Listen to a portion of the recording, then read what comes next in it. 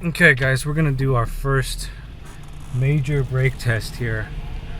I'm gonna try to activate the ABS, which means we're gonna be slamming on the brakes in this low traction environment. Now I'm experimenting with a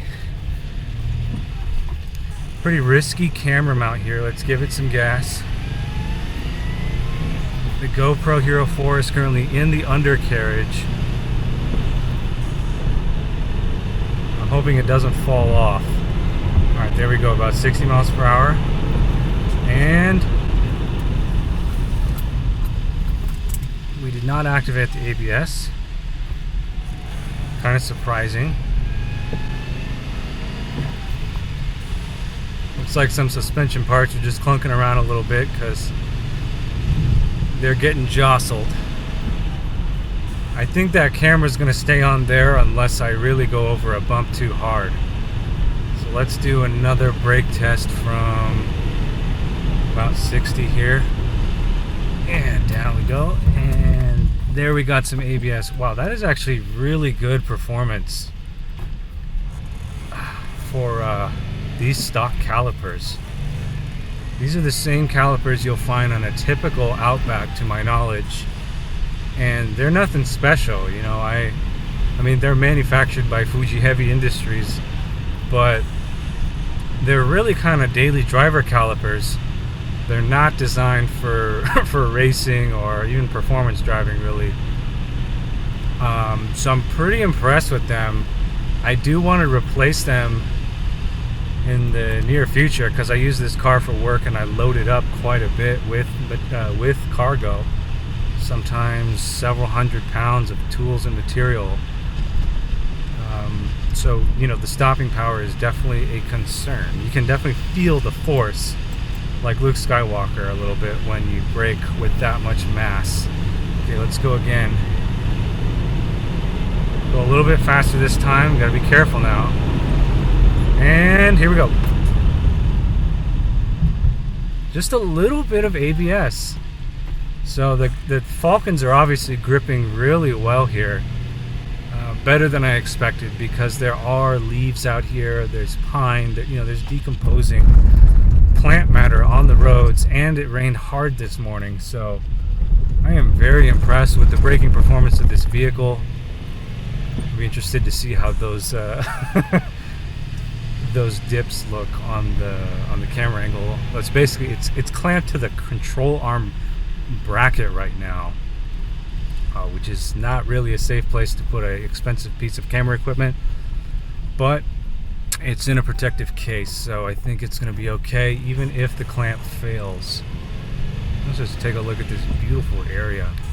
So I pushed the car a little hard there. Obviously we're not doing a acceleration test in this video. That was about half throttle, I would say.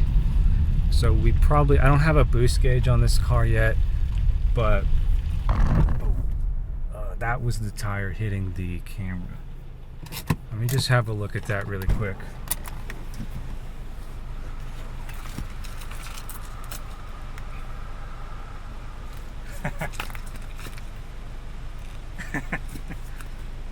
Let's see.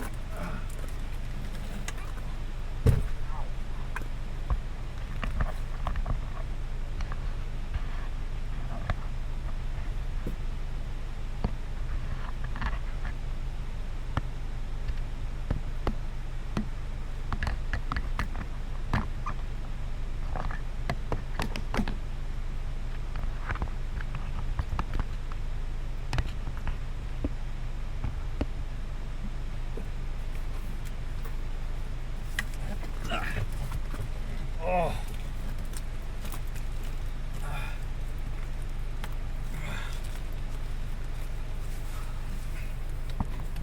Oh man, well, for slamming on the brakes at 80 plus miles per hour, I'd say that clamp is working pretty well for our GoPro down there. I just relocated so I can turn a little bit sharper without losing, without hitting it. So we'll turn around and we'll try the brake test again. Some pretty sweet straightaways over here and not a lot of people. Let's do a couple more. So yeah, those calipers are performing really well. I have the aftermarket 2-pot, 4-pot. The fronts are actually steel, the rears are aluminum. The performance calipers that Subaru makes on my Impreza, people gave me a lot of crap for downsizing the brakes on the STI, basically so they're WRX size brakes. And the reason I did it is because I live out here, and I can't be driving around with 18, 19-inch wheels like the STI comes with in this type of an environment. It's just it doesn't really work for me. Even the slightest pothole really screws up my ride. So that's why I downsized them, and those calipers are fantastic. I want to put them on this car. Maybe the black ones, we'll see. Okay, so we've got a bit of this sign says advisory speed limit 30 miles per hour, hairpin turns. These ain't no hairpin turns, but they are good for some toe heel. I don't have a pedal cam right now, but I've definitely been working on that. I'm very new to driving manual. I haven't even been driving manual for a year. I think I've been driving for about 16 years pretty often. So my total driving experience is about 16 years, but manual is less than 1 year. So I'm actually really new to it, and I consider myself still a beginner driver because I haven't been driving manual very long. Let's brake hard here.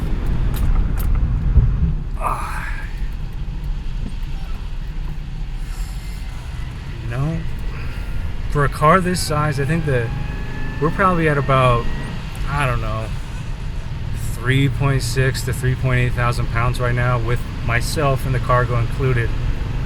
I got a spare tire carrier in the back that weighs a couple hundred. Actually, I think with the tire and the wheels, probably like 300-400 pounds back there, which actually does help to balance the load of this vehicle. But yeah, this car is not light. One more. Try to hit the ABS this time. Neutral, and yeah, we definitely activated the ABS. That's what that sound is. The suspension appears to be holding up really well. Like I mentioned, this car did spend some time in Hawaii. I imagine it was parked by near the coast. It was going on the ferry systems, and it was probably getting blasted by salt water a little bit. For 130,000 miles, those bushings are really worn out. There's more rust than you might expect. I've been rehabilitating all that, and my next job on this car is to basically replace the rear suspension, which is clunking a little bit right now, but as you can see, performance-wise, we are doing just fine. So overall, really happy with these new brake lines. I would say they inspire a lot more confidence on the road.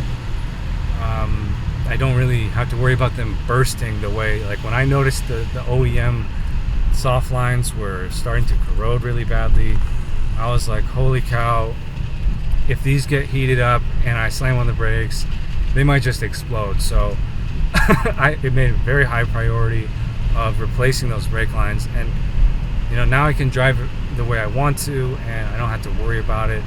They're just a lot safer than your typical rubber soft line, and it does in fact make the brake pedal feel a lot more firm, which is a major selling point. I mean, it's kind of a gimmick. Well, we got some. Let's see. Oh gosh, we almost stalled right there.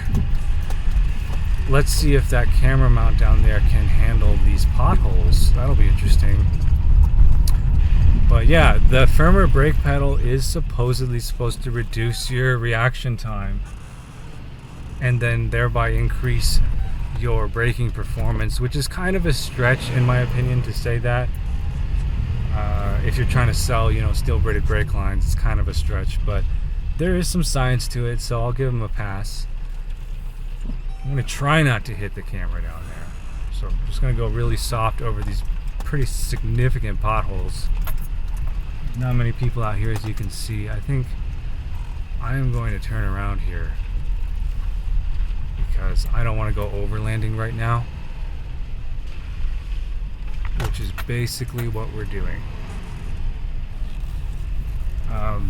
There are in fact many overlanding trails here around where I live, and part of the reason I'm getting into driving content is because I want to explore them more. And I'll probably be using this car when I do it, so expect to see more Subaru Outback XT videos, and in those videos I'll be comparing, in my opinion, the differences between the newer Outbacks and the older ones, in particular the XT, which is the top performance model. There is of course the is it 3.6 liter, the flat 6 Outback. There's that one, but I think the general consensus is, and this is my opinion, I think we might have hit it right there. That's a steep pothole. The general consensus is that the 2.5 liter is more reliable and is in fact capable of producing more power reliably than the 6-cylinder boxer engine that Subaru makes. So these are, for all intents and purposes, the highest performing Outbacks you can buy. Alright guys, so I hope you really enjoyed this video as much as I did. Stay tuned to the channel for more driving content like this. I hope you enjoyed the scenery and kind of the passion that I share for restoring what are now going to be early 21st century cars that in a lot of ways are superior to what's coming out of the factories right now. Okay, so we'll get into the automotive industry eventually. I got a lot to say about that. But overall, I just like to focus this channel on driving and adventuring in the car. So, with that said, give us a thumbs up if you enjoyed, and we'll see you later. Bye-bye.